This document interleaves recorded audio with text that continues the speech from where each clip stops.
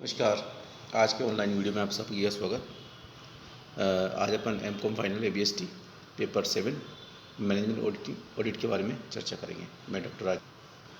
आज का जो टॉपिक है, पहले अपन ने इसमें मैं डॉक्टर राकेश नागरवाल। पहले अपन ने इसमें डेफिनेशन के बारे में चर्चा की थी, इस पर चर्चा करेंगे। इसके प्रोविज़न क्या क्या है अपने पास, ठीक है। Provision of Indian company act या जो भी इसमें दे रखा है, ऑडिट मैनेजमेंट के बारे में कितनी सेक्शन है, क्या है। आपने मुख्य रूप से 7 सेक्शन है, ठीक है। पहला सेक्शन इसमें दे रखा है, इसके बारे में चर्चा। इसमें पहली रूपरेखा है कि भारतीय कंपनी अधिनियम की धारा 227 के अंतर्गत किए जाने वाले अनिवार्य वार्षिक वित्तीय अंकेक्षण अपने मौलिक स्वरूप में प्रबंधक अंकेक्षण की भावना से बहुत दूर रहा है। माने जो इसमें जो 227 की धारा सेक्शन दे रखी है, उसके अनुकूल ही इसको अपन को काम में करना है। लेकिन फिर भी भारतीय संसद द्वारा समय समय पर प्रबंध अंकेक्षण के कुछ महत्व तत्व विद्यमान है, और जो सम्मिलित अपन पढ़ने इसमें चर्चा करनी है। हालांकि अपने इसके फलस्वरूप इसमें काफ़ी चेंजेस करे हैं, लेकिन कुछ धाराएं सेक्शन है इनके अपन वर्णन करेंगे। जो निम्न प्रकार है, उनकी भूमिका क्या है और किस प्रकार से भूमिका निभाएंगे, इसके वर्णन के बारे में अपन बात करेंगे।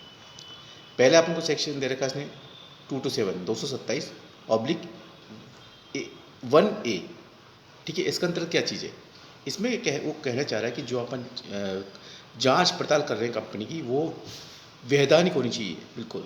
तो इसके अंतर्गत, इस धारा के अंतर्गत कंपनी अंकेक्षक को कंपनी के विशिष्ट व्यवहारों के संबंध में विशेष जांच पड़ताल करनी है। यानी इसमें अपन को जांच पड़ताल सीरियस करनी है और सही ढंग से करना है।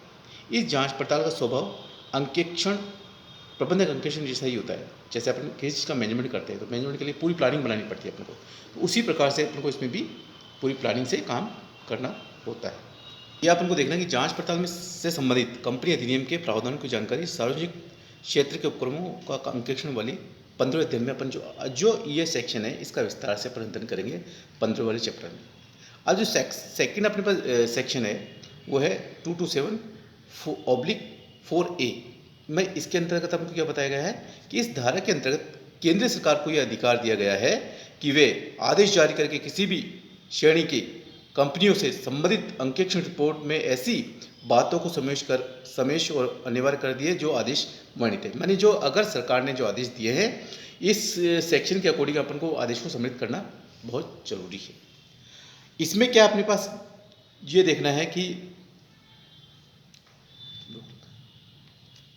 इसमें केंद्र सरकार को ये भी अधिकार है कि भाई जो प्रबंधक अंकेक्षण अपन करा रहे हैं, उसका अधिकार कुछ नियम और प्रोविज़न सरकार ने बना रखे हैं, वो उसी के अकॉर्डिंग अपन को कार्य करना। इसमें सोशल ऑडिट का भी एक महत्वपूर्ण भूमिका होती है कि अपन को किस प्रकार से इसका कार्य करना है, उसकी किस प्रकार से इसकी वैधता, मतलब कुल मिला के इसमें वैधता के आधार पर कार्य करना है, जो अकॉर्डिंग टू सरकार रूल्स एंड रेगुलेशन के अकॉर्डिंग, ठीक है। क्लियर।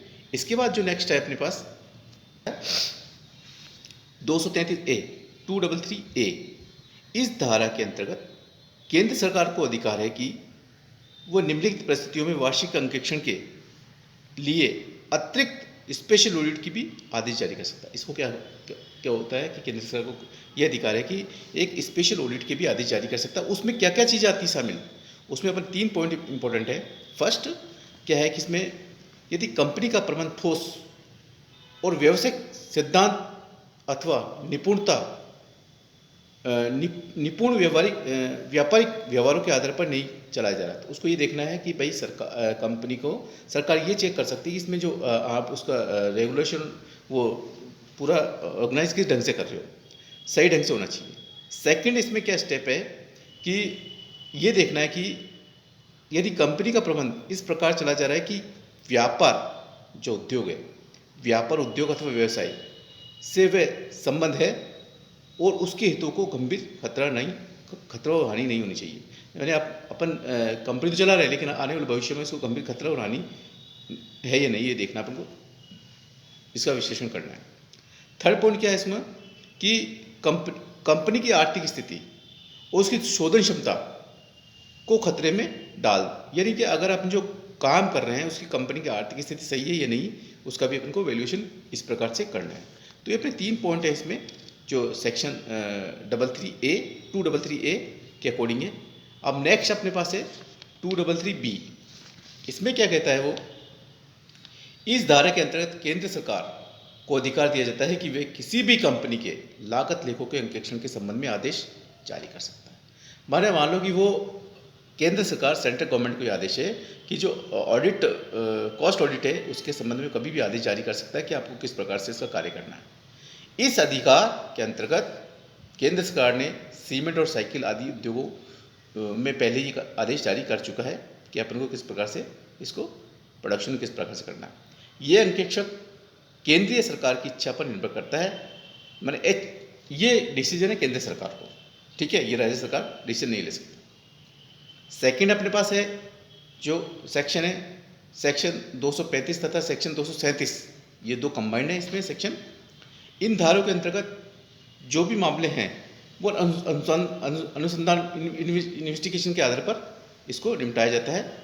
और धारा 247 के अंतर्गत कंपनी के स्वामित्व के संबंध में अनुसंधान किया जाता है। यानी जो कंपनी का जो ओनर है वो इसके अंदर जो भी अपनी डिसीजन ले सकता है, वो इसका भी एक पूरा परफॉर्मा उसके आधार पर डिक्लेरेशन करेगा। वो ये अनुसंधान प्रबंधक अंकेक्षण के स्वभाव के ही होते हैं और इसका वर्णन आगे के चैप्टर में अपन करेंगे।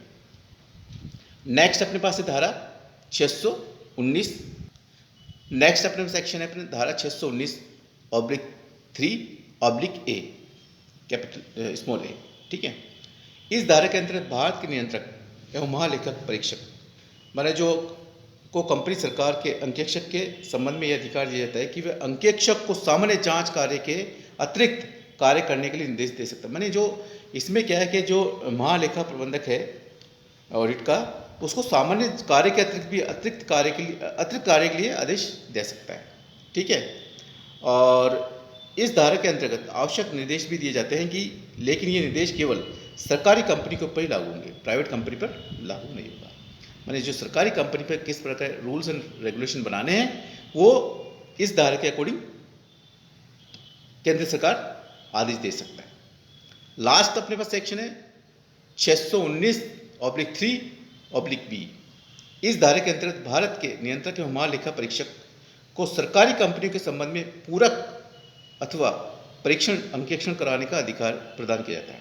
माने एक तो सप्लीमेंट्री और एक फुल फ्लैश ऑडिट करवाने का अधिकार है कंपनियों का, और इसके आधार पर वो जो भी निर्णय लेंगे वो इसमें मान्य होंगे। एक इसमें इस एक मेन पॉइंट भी है कि इस प्रकार का अंकेक्षण निपुणता तथा औचित्य अंकेक्षण माने एफिशिएंसी कंपैरेटिव ऑडिट के एफिशिएंसी के आधार पर इसकी ऑडिट को विश्लेषण किया जा सकता है, और उसका विश्लेषण विस्तार से अपन 15वें चैप्टर में करेंगे। तो ठीक है, आज अपने इस सेक्शन के बारे में चर्चा करिए। इसके साथ 7 सेक्शन है, 7 सेक्शन में अलग अलग जो रूल्स, कुल मिलाकर यही है कि अगर सरकारी ऑडिट है या सरकारी कंपनी है तो यानी जो सरकार जो डिसीजन लेगी वो इस पर मान्य होगा, और उसको किस प्रकार से इसका ऑडिट करवाना है ये सरकार के ऊपर डिपेंड करेगा। थैंक यू, धन्यवाद। अगले वीडियो में अपन चर्चा करेंगे जो अंकेक्षण के जो ऑडिट है, इम्पोर्टेंस है या उद्देश्य के बारे में चर्चा करेंगे। और आज जो अपने इसका जो सेक्शनों के बारे में चर्चा करिए, और 7 सेक्शन है इसके ऑडिट के जो भी प्रोविज़न है इसको अपने आज करा है, और आज का अपन लेक्चर यहीं समाप्त करते हैं। थैंक यू, धन्यवाद।